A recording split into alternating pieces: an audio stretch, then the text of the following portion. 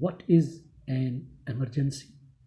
A serious, unexpected, urgent, sudden event or an unforeseen change in circumstances that necessitates immediate action to remedy harm or avert imminent danger to life, health, or property.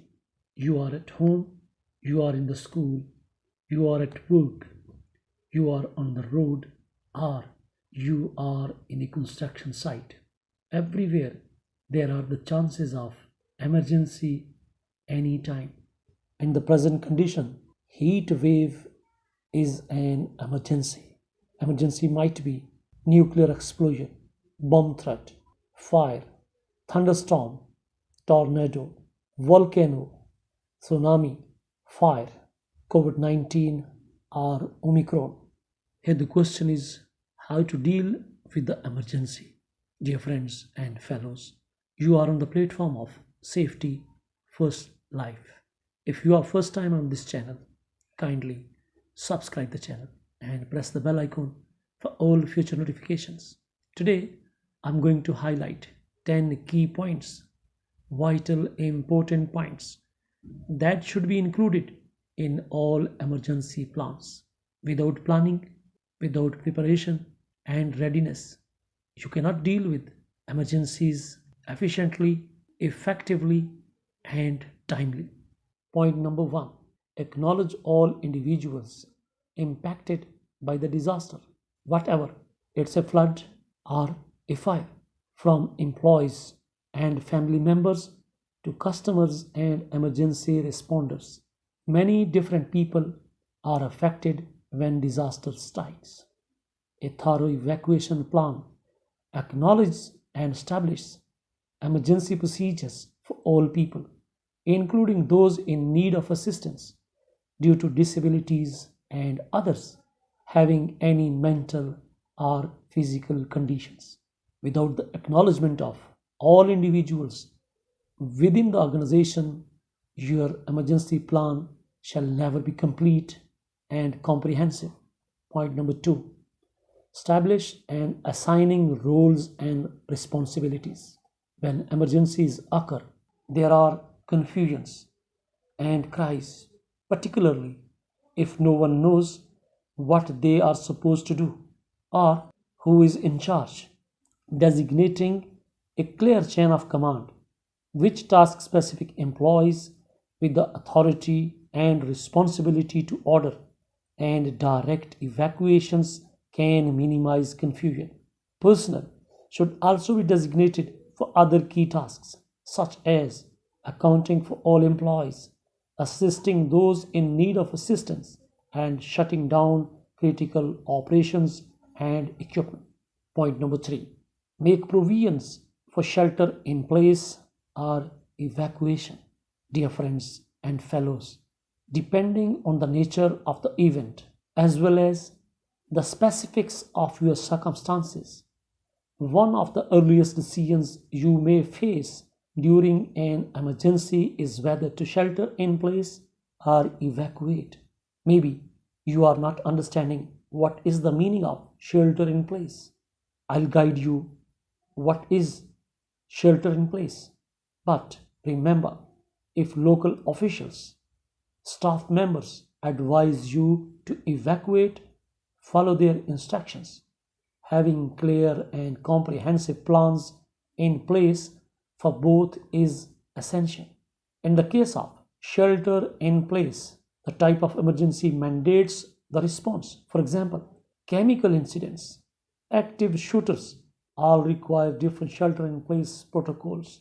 In the case of evacuation, if your building is damaged or in danger, establish clearly defined, accessible, unobstructed, and well lit primary and secondary evacuation routes and make sure all stakeholders are aware of both emergency exit plans and designated assembly areas. In simple, shelter in place, it means you can stay within the building in a particular area, but evacuation means you have to leave the building immediately, maybe there is a fire.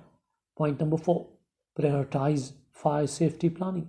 While we often think of the impact of severe weather events on safety and business continuity, fire is a commonly underestimated threat. Don't forget about fire safety strategies such as compliance with fire codes and regulations, routine building safety inspections, and a fire evacuation plan. Point number 5, safeguard IT and cybersecurity. This is very important point. 90% of the organizations they are not including this important point, safeguard IT and cybersecurity in their emergency plans. While protecting people is always the first priority, protecting your organization's data and IT system is also very important. If you do have to evacuate, will you have access to critical information to facilitate business continuity? While managing this aspect may require specialized expertise, you will be grateful to have taken this step when your business is not immobilized for days following an evacuation. Dear friends and fellows, you are on the platform of Safety First Life. Today, we are discussing about 10 vital important points that should be the part of all emergency plans. Point number 6, document or documentation. An evacuation plan is only as good as its documentation, which should detail all the essential information. Physical copies should be clearly marked and accessible, with at least one copy kept offsite, while electronic copies are also a valuable option. Point number 7, account for employee training. The more your employees know about the types of emergencies which may occur as well as how to respond to them, the more seamless your organizational response will be. Training should be offered at the time of hire as well as at routine intervals due to changes related to everything from your building design and changes in the site layout to staff turnover. Even if nothing changes, however, reiterating the plan ensures that your employees and staff and the emergency responders would not forget their responsibilities and the emergency situations. Point number 8, schedule routine reviews and updates of the emergency plans. Emergency response planning is dynamic, not static. Regularly review your plan to determine areas in need of changes. One simple way to identify problem areas while reinforcing emergency evacuation procedures with your different departments or contractors and subcontractors. Make drills.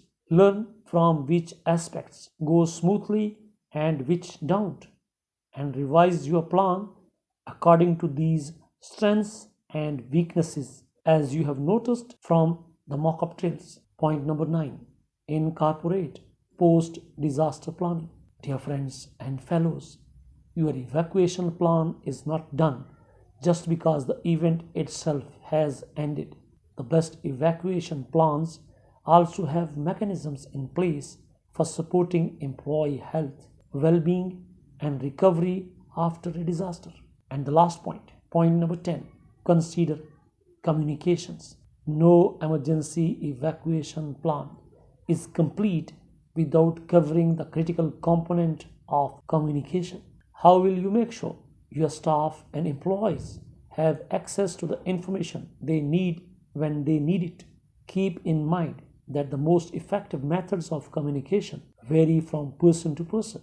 A multi-modal communications plan is the best way to guarantee that information is delivered and received in the most efficient and effective way. Remember how quickly your company can get back to the business after a disaster or a terrorist attack, a fire, flood. It depends on the emergency planning you have done today and how much you are trained and prepared to deal with such emergency situations and conditions. And that's all for now. Training session is over. Hope to see you soon with a new safety tutorial. Until then, take care, good luck, and goodbye.